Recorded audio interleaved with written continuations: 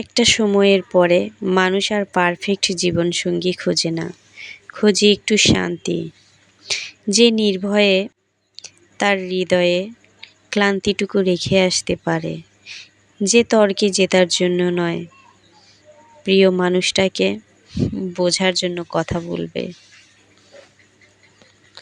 যে তার সমস্ত অনুভূতির মূল্য দিবে, দাম দিবে।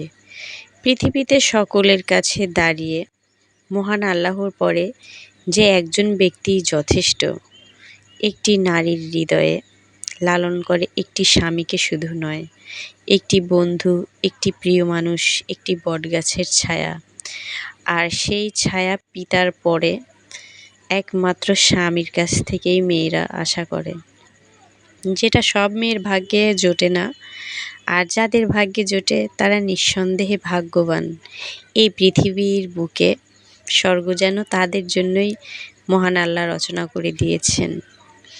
আসলে পৃথিবীর এই চাওয়া পাওয়ার মাঝে মানুষ নিজে কোথা থেকে এসেছে, কোথায় যাবে, সব কিছুই আমরা ভুলে যাই।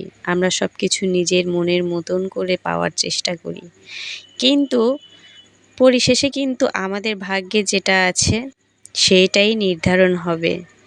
আর এই জিনিসটাই আমরা মেনে নিতে পারি না।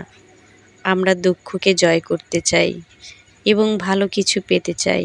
আর মহান আল্লাহর কাছে সবসময় আশা করি যেন সব কিছু ভালো হয়। তবে সব কিছু তো আর তকদিরে লেখা থাকে না।